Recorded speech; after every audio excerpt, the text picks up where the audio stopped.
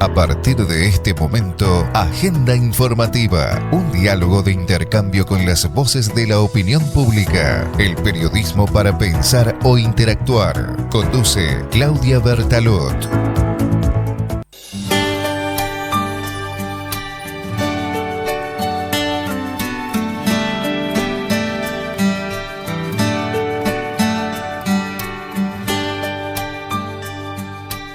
Hoy tenemos aquí en nuestros estudios, llegó nuevamente Efraín Cano, que de ayer lo estábamos anunciando, que vamos a tener tu presencia aquí. Bueno, como siempre es un placer. Muy buenas tardes. Buenas tardes, Claudia. Sí, siempre es un placer estar aquí en Radio Crónica para hablar sobre un tema que a todos nos tiene en los últimos días un poco inquietos, que es la gran pandemia que está ocurriendo en el mundo, que es el COVID-19, un tipo de brote de gripe de la familia de los coronavirus, que bueno, está haciendo que el mundo se tambalee, ¿no?, en el plano de las vidas humanas, que es lo fundamental y lo más importante, y en segundo lugar en el plano de la economía, que también es importante, no hay que quitarle importancia. Sí. Y bueno, y en Uruguay estamos viviendo como todo, que siempre llega tarde al Uruguay, siempre lo decimos como un lema o lo decimos como una leyenda, y es así, ¿no? Todo llega tarde al Uruguay. Y no tenía que llegar el coronavirus. Recordemos que el coronavirus del COVID-19 fue el primer brote aproximadamente en la provincia de Wuhan, en China, en noviembre aproximadamente allí, noviembre del año pasado, y bueno, y a nuestro país llegó hace, no sé, 2 semanas atrás, una semana atrás. Aproximadamente. Una semana. Entonces, bueno, unos meses después llega al Uruguay, llegó a la Argentina también, que el día de ayer decretó realmente una medida radical para el control de la ciudadanía a través de prácticas que es quita, digamos, la libertad ambulatoria de las personas, que no se puedan mover durante determinadas horas. En Brasil también. En Brasil también tenemos fallecidos por el COVID-19. Sí. Así que bueno, es un tema que, bueno, afortunadamente aquí en Uruguay todavía no tenemos. No. Ojalá que nunca lo tengamos. Fallecidos por este tipo de gripe. Esperemos que se pueda resolver con calidad humana, que se pueda resolver con tolerancia y sobre todo con cooperación. Exacto. Y en este momento es cuando yo soy un convencido, ¿no?, que la historia del Uruguay vuelve como una lógica al presente.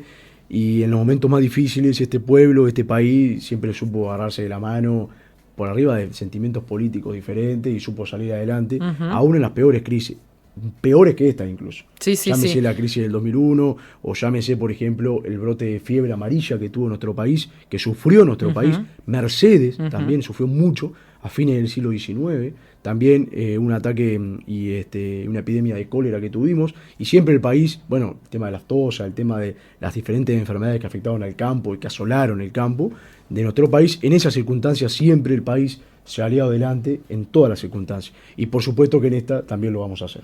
Una de las cosas que casi siempre intentamos transmitir todos aquellos que tenemos la oportunidad de abrir un micrófono es esa tranquilidad con la precaución que debemos tener aquellas personas, bueno, por ejemplo, que estamos en contacto con gente que tiene, bueno, esa franja que puede estar propensa a enfermarse. Siempre transmitiendo tranquilidad, lo hablábamos fuera de micrófono por ahí, y que es como ese tipo de gente que debe quedarse dentro de su casa, como que lo demás debería estar funcionando. Pero antes de hablar de eso, que después si vos querés das tu opinión personal. Antes de eso, volviendo a lo que decía al principio, de tratar de dar una tranquilidad, de que, como lo han hablado diferentes autoridades médicas, esto es una gripe, ¿sí? Y que por ahí el porcentaje que tiene de personas, bueno, que fallecen por esto es porque tienen otros síntomas y otras cosas. Pero hay otras enfermedades, que es lo que queremos tratar hoy, que han tenido volúmenes muchísimo más altos de gente, bueno, que se ha contagiado y por ende ha fallecido. Sí, retomando el comentario tuyo anterior, la primera medida que tenemos que hacer nosotros, la primera medida de precaución depende exclusivamente de nosotros. O sea, si cada uno se cuida y hace lo que tiene que hacer, es muy posible, casi 100%, que no se va a contagiar de coronavirus.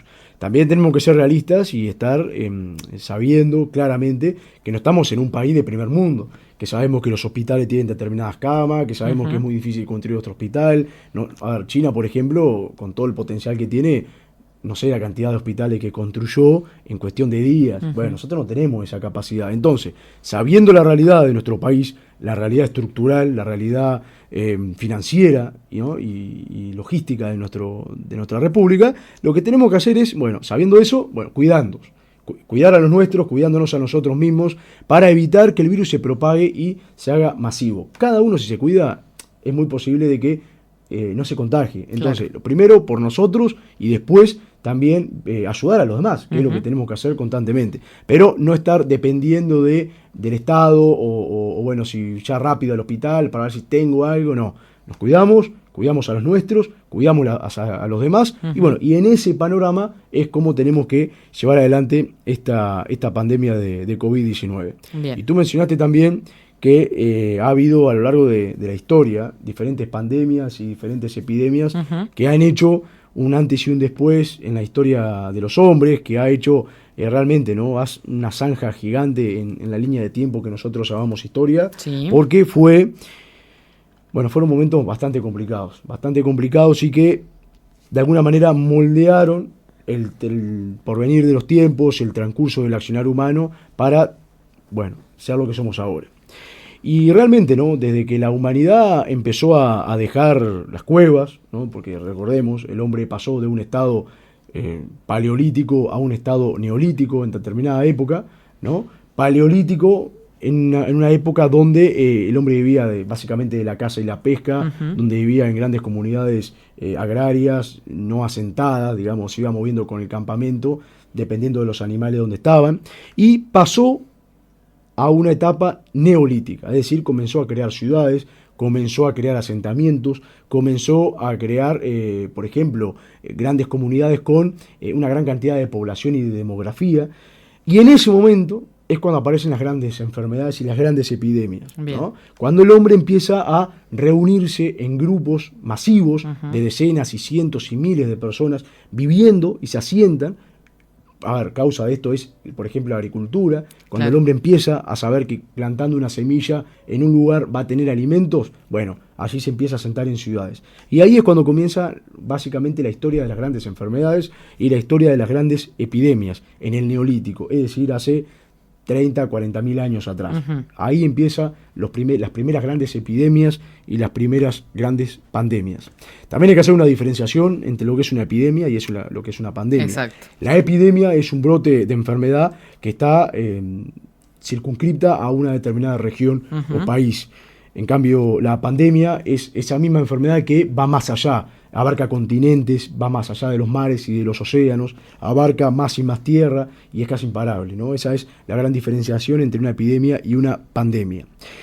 A lo largo de la historia han pasado diferentes, ya sea epidemias o pandemias, pero lo que ha sido una lógica, incluso ha sido una lógica en la pandemia del coronavirus de ahora, es que nosotros, los seres humanos, estamos acostumbrados a achacar culpas. Siempre atacamos culpas, ¿no?, constantemente. Y en la antigüedad, en la Grecia antigua o en el antiguo Egipto, se le atribuía a las grandes pestes que afectaban el ganado o afectaban los cultivos o afectaban la propia vida de la comunidad a un azote de los dioses. Se decía, bueno, son los dioses los que de alguna manera están tirándonos un designio divino para poder cambiar nuestro curso de vida, y lo aceptaban. Pero era un castigo de los dioses. Claro. En la Edad Media, por ejemplo, con una peste muy famosa, que ahora vamos a ver, que es la peste negra o la peste bubónica en el siglo XIV, se le echó la culpa a los judíos. Los católicos de la Europa le echaron la culpa a los judíos, que eran los grandes profanadores de la fe y eran los culpables de esta gran peste. Y bueno, y ahora con el coronavirus nos faltó que un alto funcionario chino dijera que tropas estadounidenses fueron las que implantaron el virus en la provincia de Wuhan, en China, y bueno, fue la que originó todo esto. Entonces, esto es la lógica humana también, ¿no? Como que echar culpas, digamos, en determinadas cuestiones y no ver lo que realmente está pasando, que es, bueno, es la naturaleza de las cosas. Los virus siempre existieron, las enfermedades siempre existieron y posiblemente siempre existan, ¿no? Pero bueno, en esta larga historial de enfermedades, de epidemias y pandemias, yo me gustaría empezar con la famosa peste antonina, se le llamó así, una peste que fue muy, muy grande, masiva, en el siglo II de nuestra era, en el antiguo Imperio Romano. Ese Imperio Romano que nosotros conocemos por los acueductos, por el Coliseo, bueno, por los que han podido haber tenido la fortuna de viajar a Roma, por todas las grandes estructuras que hay de templos, de plazas, de foros, etcétera, etcétera. Esa famosa peste mató aproximadamente en casi toda Europa, más o menos de la Europa meridional, a 5 millones de personas. 5 millones de personas mató esa peste, que recibió el nombre de Antonina por la dinastía que estaba reinando en Roma. Y se dice que el propio emperador Lucio Vero, que era quien comandaba Roma, había fallecido por esta peste, ¿no? La peste antonina. ¿En qué año dijimos que es? En el siglo II, entre el 165 y el 180. Bien. ¿No? En ese siglo donde, 150 años después del nacimiento de Cristo, digamos así, sí. Se origina esta peste que es traída de Medio Oriente. Se dice de que algunos soldados romanos habían viajado a Medio Oriente, tomaron el virus ahí y lo trasladaron a Roma y de allí se difundió a todo el imperio, porque también es cierto, en todas las pestes de la humanidad, el factor del comercio ha sido como un tema fundamental y crucial. El comercio generalmente es también, además de transporte de mercancías, transporte de enfermedades. Y mucho más en la antigüedad, ¿no? Luego tenemos en el siglo VI, entre el 541 y el 542, la llamada plaga de Justiniano, que Justiniano era un emperador del imperio bizantino o el imperio de Constantinopla o el imperio romano de Oriente. Tú sabes muy bien que en determinada época el imperio romano se parte en dos.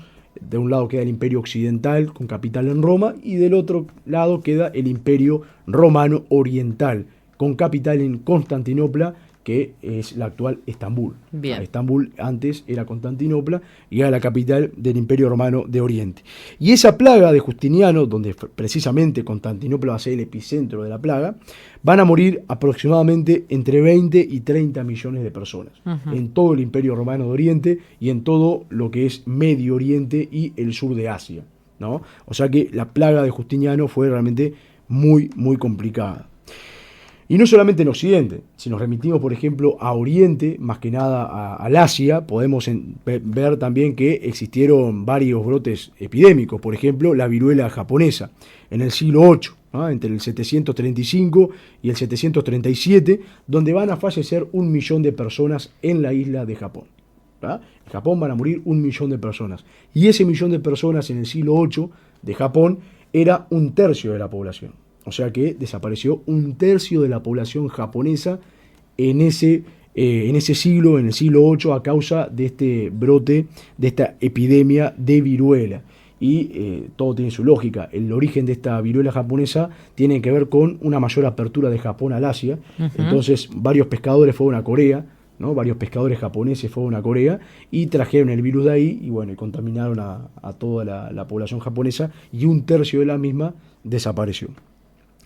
Bueno, y llegamos a, de alguna manera, la frutilla de la torta, ¿no? De la más grande epidemia, pandemia de la historia de la humanidad y la que ha durado más en cuanto a su impacto, que fue en el siglo XIV, que es la llamada peste negra o peste bubónica. ¿Por qué los nombres? Porque la peste negra básicamente era porque se trasladaba la enfermedad a través de las ratas negras.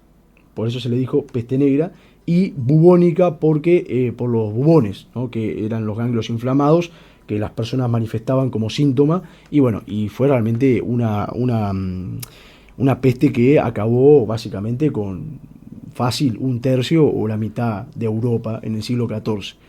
Así de fácil, ¿no? Imagínense ustedes que desaparezca 1 de cada 3 personas que conozca o 1 de cada 2. Estamos hablando que ahí ya se extendió no era solamente en un solo país. No, ahí fue ya todo el continente europeo, incluso más, en el Asia, y básicamente también lo que era la Rusia de esa época, también llegó en el norte de África, todo lo que tenía más o menos contacto comercial con Europa, porque básicamente las ratas se trasladaban en los barcos mercantes. Claro. Entonces eso propició que la peste negra se llevara aproximadamente la vida de entre 60 y 80 millones de seres humanos, ¿no? Básicamente 1 de cada 3 o 1 de cada 2 fallecieron en la Europa del siglo XIV. Fue la mayor peste de la historia de la humanidad, la peste negra, ¿no? Son números impresionantes, ¿no? Números que ponen mal a cualquiera, porque uno, imagínate tú lo que sería una peste de esa magnitud, no se podría sobrepasar nunca más, ¿no? Ese brote de la peste negra comenzó en el Asia Central, ¿no? Desde allí pasó por la famosa ruta de la seda, ¿no? Y terminó en la península de Crimea, y allí se empezó a trasladar a los puntos comerciales europeos. El virus iba alojado en las pulgas de las ratas negras. Entonces iban las ratas en los barcos mercantes, se bajaban las ratas y contaminaban a todo el mundo, ¿no? Lo cierto es que si uno se pregunta cuánto demoró el continente europeo en, de alguna manera, olvidarse de la plaga o recuperarse de los impactos y de la consecuencia de la peste negra, y algunos historiadores dicen que 200 años, ¿tá? 200 años demoró Europa en volver a ser lo que era, e incluso hay lugares como por ejemplo la ciudad italiana de Florencia, que muchos la recordarán por la gran capilla que hay, la gran iglesia de Santa Florencia que hay ahí. Esa ciudad italiana hasta el siglo XIX todavía estaba ahí, como no crecía tanto, había una gran crisis demográfica a causa de la gripe negra 300, 400 años antes. O sea que imagínate el impacto fuerte que tuvo esta gran peste, que realmente hasta el día de hoy causa, bueno, miedo y temor. No podemos ser indiferentes también a otro brote muy importante de aquellos años, del siglo XVI, principio del siglo XVI, que es la viruela. No, porque ¿qué pasa con la viruela? Bueno, la viruela fue el principal causante de la muerte de los indígenas americanos. Recordemos, cuando estalla la peste negra, en el siglo XIV América no había sido descubierta o redescubierta a los ojos de los europeos. América se redescubre, yo le digo redescubre, en 1492. Y bueno, y este brote de viruela empieza a aparecer entre el 1510 y el 1520. Bien. Y bueno, y fue una enfermedad que era desconocida para el continente americano, fue llevada por los exploradores, colonizadores y conquistadores europeos, fundamentalmente españoles y portugueses. Entró al Caribe, se empezó a expandir por el Caribe, llegó a México, y para que tengas una idea, fue la principal causa de la destrucción del Imperio Azteca, ¿no? El brote de viruela fue la principal causa de la conquista del Imperio Azteca, porque muchos, y esto es otro tema, ¿no?, que es la vinculación de las enfermedades a los acontecimientos históricos. Muchos pueden pensar que los indígenas americanos fueron derrotados por las armas españolas, porque eran armas de fuego o porque tenían caballos y los indígenas no conocían el caballo, y porque tenían miedo de las armas, de las pistolas, y no fue así eso. El miedo a los indígenas de las armas les duró una semana, les duró. Porque cuando empezaban a enterarse de que los españoles saqueaban y eran tan mortales como ellos, les perdieron el miedo. Lo que realmente devastó a las comunidades indígenas y lo que destruyó a imperios como el imperio inca y el imperio azteca fueron las enfermedades de los europeos. Las enfermedades de los europeos fueron el factor fundamental para que los indígenas desaparecieran en el continente americano. Aproximadamente los historiadores dicen de que entre un 60 y un 80% de los indígenas que había en esa época murieron a causa de las enfermedades.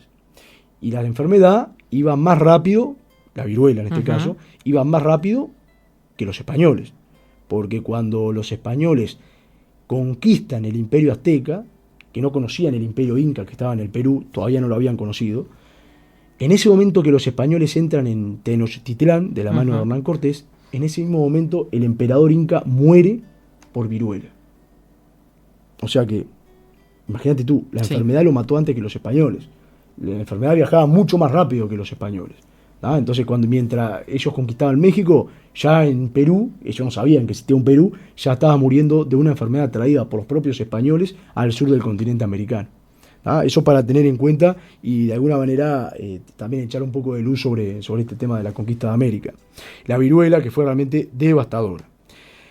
También podemos empezar a mencionar un poco más hacia aquí, hacia nuestro tiempo, las grandes pestes del siglo XVII, de los años 1600, donde fallecieron aproximadamente en Europa unos 3 millones de seres humanos. Fue una serie de distintos brotes de peste bubónica, ¿no? Fue la segunda peste bubónica, como se la conoce, en el siglo XVII en Europa, y se la conoce más que nada por la gran peste de Londres, ¿no? La gran peste de Londres del siglo XVII, de la segunda mitad del siglo XVII, donde Londres también sufrió realmente mucho y fue la última peste bubónica que va a aguantar, digamos, el imperio inglés, ¿no? El imperio británico. Pasamos al otro siglo, las grandes pestes del siglo XVIII, donde aquí ya comienza a bajar un poco la mortandad. Encontramos que en Europa fallecieron aproximadamente por estas pestes 600.000 personas, ¿ah? No llegó a 1.000.000, 600.000 personas murieron a causa de las grandes pestes del siglo XVIII en Europa. La más conocida de esas pestes fue la peste rusa, a fines del siglo XVIII, donde en Moscú, por ejemplo, van a morir entre 50.000 y 100.000 personas. Un tercio de la población de Moscú va a fallecer a causa de esta peste del siglo XVIII. Lo cierto es que la historia de Moscú en estos años va a estar media complicada porque a fines del siglo XVIII van a perder entre 50 y 100.000 seres humanos y unos 20, 30 años después va a entrar Napoleón con las tropas y bueno, van a perder unas cuantas personas más, ¿no? O sea que es bastante complicado. Y bueno, y en el siglo XIX tenemos otra gran enfermedad que hasta el día de hoy todavía está haciendo estragos, que es la cólera, ¿no? El cólera, que se va a desarrollar el primer gran brote, ¿no? Entre el año 1817 y 1923. Bien. Donde en esos años van a morir aproximadamente 1.000.000 de personas. Y la cólera era básicamente por la falta de tratamiento de los excrementos humanos y de la ausencia de agua potable, ¿no? Imagínate tú, a fines del siglo XIX, por ejemplo, en Gran Bretaña, que es la época donde aparecen historias como, por ejemplo, la de Jack el Destripador, ¿no? Y hay que leer esos libros o diarios de esa época para darse cuenta cómo era el estado de las calles, cómo era el estado del saneamiento. Por ejemplo, en Londres no existía casi el saneamiento. No. El alcantarillado se arma en esta época, a fines del siglo XIX, pero antes era realmente lamentable. Los excrementos humanos iban a la vereda, había unas cañerías un poco inventadas y provisionales, pero que no servían de mucho. Había un hedor muy importante y las enfermedades se transmitían. Estaban a la vuelta de la esquina. Tal cual. Aparte en esa época, a diferencia en algunas ciudades, ¿no? A diferencia de lo que pasa hoy, las clases sociales se distribuían en barrios. Hoy pasa, pero no tanto como en esa época. En esa época estaba el barrio del centro, donde sí o sí tenías que tener muchísimo dinero para vivir, y después estaban las periferias y los barrios donde vivía más que nada la gente pobre. Incluso en Londres, en esa época, había un barrio de prostitutas, ¿no? Donde solamente vivían las prostitutas. Después había otro barrio de carniceros, claro, etc. Por eso es que Jack el Destripador hizo su accionar, digamos, en el barrio de las prostitutas, sí, ¿no? Era como por rubro. Exactamente, tenía ese accionar, ¿no? Sí. Ese modus operandi criminal. Y bueno, el cólera se va a llevar 1.000.000 de vidas de seres humanos. Bueno, también no podemos tampoco ser indiferentes y obviar lo que fue la famosa fiebre amarilla, ¿no? Sí. La fiebre amarilla en el siglo XIX, donde van a morir aproximadamente entre 100.000 y 150.000 seres humanos. Tuvo su origen, según varios historiadores y científicos, en el África, y fue transmitido entre primates y humanos, porque también se da este concepto que es la zoonosis, que es la transmisión de animales a seres humanos. Ese concepto se llama zoonosis, ¿no? Y bueno, la fiebre amarilla tiene su origen ahí en los primates, que los primates contagian a los seres humanos, como en el siglo XIV eran las ratas las que llevaban el virus y se lo pasaban a los seres humanos. Bien. Y la fiebre amarilla tenía su vector, que es el famoso Aedes aegypti, ¿no? Que el famoso dengue, el Aedes aegypti, que también fueron llevados del continente africano al continente americano, básicamente en barcos, ¿no? En barcos, que era donde se trasladaba en aquella época, y por rubros comerciales llegó esa enfermedad a América. Y también, por supuesto, en el siglo XX tenemos una enfermedad que fue también devastadora, titánica, comparada así con la peste negra, que fue la gripe española, ¿no? Quizá muchos oyentes se preguntarán en sus casas cuál fue la primera gran pandemia, o sea, que se expandió por casi todo el mundo, sí, en la historia de la humanidad. La primera de todas fue hace 102 años, hace poquito. Fíjate bien, tú que empezamos este recorrido de las gripes, de las epidemias, empezamos en el siglo II, en el 200. 1800 años después, casi, aparece la primera gran pandemia global de la historia, que va a ser la gripe española, que se llevó la vida de entre mucha gente, ha estudiado este tema y dice que entre 50 y 100 millones de personas perdieron la vida, ¿no? O sea, realmente algo mortal, mortal, mortal. Por ejemplo, en España se perdió casi un tercio de la población, fue algo realmente devastador. Y esta mal llamada gripe española, porque en realidad no surgió en España, surgió, no me vas a creer dónde surgió. No, en China. Surgió ¿En en China serio? también. Surgió en China como el COVID-19. Estamos hablando del 1900, ¿no? 1918. Bien. En 1918 surgió en China y los primeros casos aparecen en Estados Unidos. ¿Pero por qué se le dice gripe española? Y bueno, porque en aquel momento España era un país que respetaba mucho la prensa tenía mucha libertad de expresión y no estaba sumida a lo que se podría decir como límite de la prensa por la época militar. Recordemos que en 1918 era la Primera Guerra Mundial, Sí. una gran guerra que fue la gran Primera Guerra Mundial de la historia de la humanidad, donde varias naciones de casi todo el mundo se enfrentaron en diferentes escenarios geográficos, y bueno, en ese momento había como una censura, ¿no? Y mucha gente moría y se decía que era por causa de la guerra. En realidad era por la gripe española. España fue la que de alguna manera empezó a hacer investigaciones, empezó a publicarlo en la prensa, entonces todo el mundo miraba a España, leía los diarios españoles para ver qué estaba pasando con la gripe, y de ahí viene el nombre de gripe española. Pero no se originó ahí, se originó en China, y los primeros casos aparecen en Estados Unidos. ¿Cómo llega la gripe española a España y a Europa? Sí. Con la entrada de Estados Unidos a la guerra.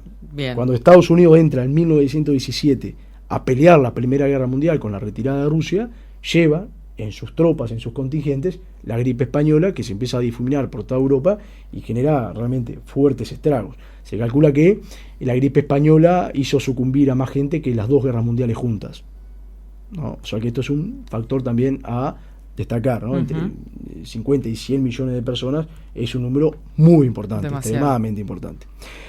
Y fue ahí cuando algunos científicos empezaron a estudiar todo este tema de las pandemias con mayor profundidad, empezaron a hacer más libros, más artículos académicos, y varios científicos dijeron que en el siglo XX y en el siglo XXI vamos a tener que acostumbrarnos, porque se prevé que cada 40 o 50 años aproximadamente, a veces puede ser un poco menos, puede ser un poco más, va a haber una pandemia de gripe en el mundo.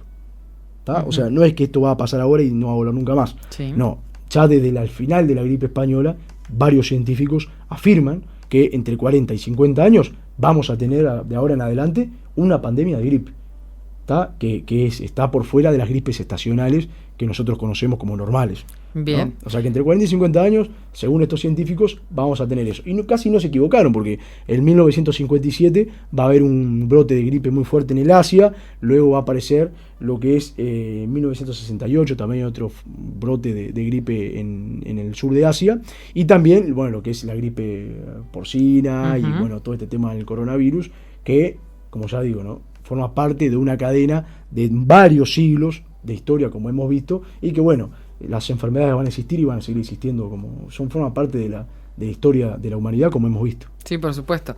Hay las publicaciones en internet son ínfimas, hay muchísimos artículos donde la gente por ahí comienza, bueno, esas cosas a veces que se hacen virales y no tienen el chequeo correspondiente, pero una de las cosas, bueno, por las que estábamos hablando hace unos días para que pudieses venir a contarnos más o menos, bueno, con fechas y nombres de cada enfermedad, pero como que se daría esa relatividad de que cada año 20 se podría estar dando, que tal vez no es tan así, hay una diferencia por ahí de años, pero ¿eso tiene algo que ver, o aún así lo que estos científicos decían que cada 40 o 50 años, ¿hay alguna explicación para...? No, claro, la explicación que ellos le achacan es el gran crecimiento demográfico que está teniendo la humanidad. Nunca existió tanta gente en el mundo, nunca, jamás, en los miles y miles de años que tenemos de historia nosotros, desde que bajamos de los árboles y empezamos a caminar en dos pies, ¿no? En dos pies, nunca ha existido tanta gente. Entonces eso también forma parte de los brotes de enfermedad y forma parte del surgimiento de nuevas cepas de gripe, porque claro, las grandes epidemias aparecen cuando el hombre se empezó a nuclear con otros en grandes masas de personas, en las primeras ciudades, ya empezaron a aparecer, ¿no? Las primeras epidemias que eran también causa de las malas dietas que ellos llevaban. Por ejemplo, mucho pan, ya en esa época, ¿no? Mucho pan y sedentarismo y todo eso empezó a propiciar que los grandes brotes, ya sea de gripe o de otras enfermedades, se fueran dando a lo largo de un área geográfica y de la historia. Pero también es bueno destacar y cubrir en estos minutos lo que es la parte del mundo, ¿no? De la geopolítica, de qué es lo que está pasando. Porque como yo te dije al principio, un alto funcionario chino, bueno, le echó la culpa a las tropas estadounidenses. Porque ¿qué fue lo que sucedió en Wuhan, en esa provincia china donde está el primer paciente, digamos, el paciente cero, por así decirlo, del coronavirus? En realidad, en esa provincia, hacía unas semanas atrás, antes de noviembre, antes de que apareciera este caso, habían existido las famosas ferias militares o olimpiadas militares que nucleaban a varios países del mundo, y ahí el alto funcionario chino dijo que tropas estadounidenses habían ido y habían colocado ese virus, y que ese virus se había desarrollado en un laboratorio de Estados Unidos. Bien. Son teorías conspirativas. ¿Qué dijo Trump? Bueno, Trump salió a contestarle y Trump le dijo, no, es el virus chino, ustedes lo inventaron y ustedes nos quieren echar la culpa a nosotros, y lo mandó a llamar al embajador chino, y bueno, allí le bajó un poco la regla, y bueno, eso es lo que está pasando, ¿no? Que China y Estados Unidos de alguna manera también han usado este tema tan delicado que es el coronavirus como un escenario más de batalla. Sí, lo que está pasando es que son dos potencias que ambas se echan las culpas unas a otras y ninguna se hace responsable de nada. El contexto es una guerra comercial de varios años que está teniendo entre Estados Unidos y China, porque China quiere desplazar de alguna manera a Estados Unidos en la hegemonía del mundo. Y bueno, y también este escenario del coronavirus se suma a otros grandes conceptos económicos y comerciales que forman parte de la guerra comercial. Llamó la atención la postura que tomó Gran Bretaña. Sí. A muchos le llamó la atención la postura británica, porque el primer ministro, Boris Johnson, hasta hace unos días atrás, había dicho que Gran Bretaña no iba a tomar ninguna medida para detener el coronavirus, y que ellos priorizaban la economía, y la priorizaban y ya está. Bien. Eso decía Gran Bretaña. Hace unos 2 o 3 días salió el primer ministro, seguramente porque lo apretaron obligado. Lo apretaron un poco, y dijo, bueno, vamos a empezar a prohibir, por ejemplo, los vuelos internacionales. Entonces ya empezaron a cortar, digamos, un poco lo que es esa comunicación con otros países, pero bueno, son posturas que van tomando cada país. Rusia, por ejemplo, que, claro, en estos países como Rusia y China, donde hay un hermetismo muy fuerte, donde la libertad de prensa casi es como un poco tomada con pinzas, vos no sabés efectivamente lo que sucede allí. Realmente nunca vas a saber. Como no sabés qué es lo que está pasando en Corea del Norte. Claro. En Corea del Norte hay un caso de coronavirus, y por más que haya, nunca te lo van a decir, nunca te vas a enterar. Entonces, en Rusia, por ejemplo, el presidente Vladimir Putin ha dicho que casi no hay casos, que cerraron toda la frontera, que no entra ni sale nadie. Y bueno, pero andás a ver, ¿no? Es como todo un poco tomado con pinzas. El propio Vladimir Putin, que hace unas semanas atrás hizo una reforma constitucional para permitirse quedarse en el mando, en el poder presidencial, si gana las elecciones, las 2 elecciones esta y en 5 años, quedarse hasta el año 2036, ¿no? Bien. Hasta el 2036. O sea que también forma parte de todo lo que está pasando en el mundo hoy. Lo cierto es que esta cepa de COVID-19, de la familia de los coronavirus, va a impactar y mucho a la humanidad. China, hay que ver lo que pasa con China en el mercado internacional, porque nosotros, Uruguay, depende mucho de China, y América Latina depende mucho de China, porque es el principal comprador. Luego viene Brasil, luego viene Europa, ¿no? Son como el podio, digamos, de los grandes compradores que tiene Uruguay y la mayoría de los países latinos, pero China está empezando a contraerse económicamente por causa de todo esto. Entonces hay que ver de qué manera queda el mundo parado después. Otro factor para que la audiencia tenga en cuenta es que cuando las acciones cayeron, los primeros días en Estados Unidos, los primeros días del brote, que fue todo realmente, ¿no? Como un caos, bochinche, digamos, un caos, las acciones de varias empresas cayeron, por ejemplo, algunas cayeron al 20-30% de lo que valían, y un 85% de todas las acciones que cayeron fueron compradas por China. ¿Tá? Entonces hay que ver cómo queda el mapa económico, comercial, global después de esto, porque no sabemos todavía, las consecuencias son inmedibles. Todavía no se puede saber cómo va a quedar el panorama del mundo. Lo cierto es que China se ha movido, también se ha contraído, y hay que ver cómo se mueven las piezas de ahora al más, y nuestro país, fundamentalmente nuestro país, que depende mucho del extranjero, sí, que depende exclusivamente de lo que vende. Es así, Uruguay casi que no tiene grandes industrias a nivel nacional, entonces depende mucho del exterior. Por lo tanto, lo que le pasa al exterior, y bueno, va a repercutir acá, los coletazos van a repercutir acá. Esto es una crisis global, hay que ver cuáles van a ser las consecuencias. Repito, todavía son inmedibles las consecuencias comerciales y por sobre todas las cosas, las consecuencias en vidas humanas. Todavía son inmedibles, no sabemos cuándo va a parar esto.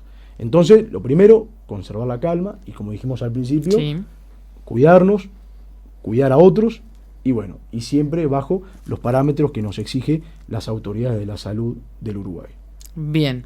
A nivel de registro de lo que ha durado cada epidemia o pandemia a lo largo de la historia en el mundo, ¿cuánto? Sí, no, han durado mucho más.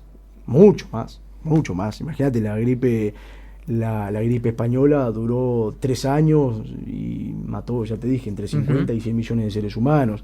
La peste negra duró casi 50 años y las consecuencias se pagaron hasta 400 años después. También lo que fue Entonces podemos decir que estamos bien.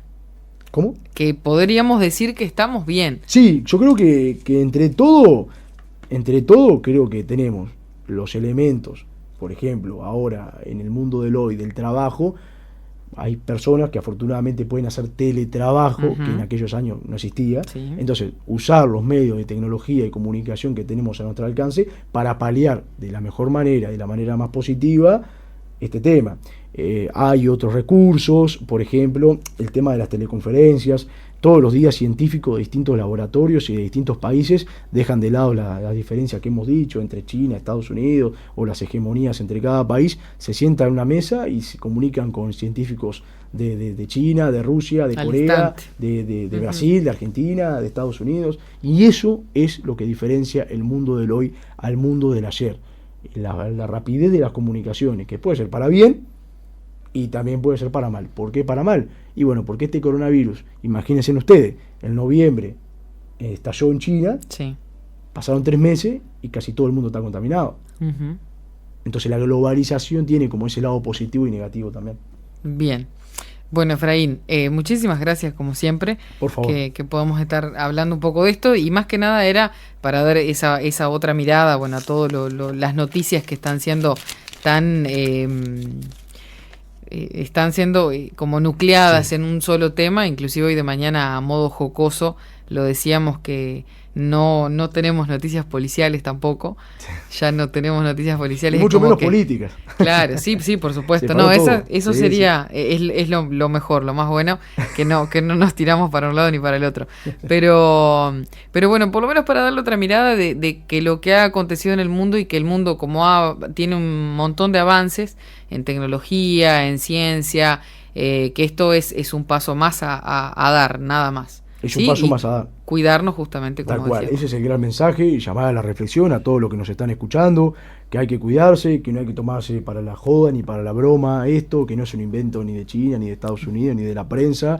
No hay que comerse las pastillas conspirativas que existen. Hay que cuidarnos, hay que cuidar a los otros, hay que cuidar a nuestros seres queridos, hay que cuidar a todas las personas que caminen sobre la calle, porque a ver, si ellos están bien, nosotros vamos a estar bien. Ese es el gran mensaje que tenemos que hacer, así que a cuidarse, y a los que pueden estar en casa, que se queden en casa, y a los que tenemos que salir a trabajar porque no nos queda otra, cuidarnos y cuidar a los demás. Muchísimas gracias. Vamos arriba, Claudia, gracias.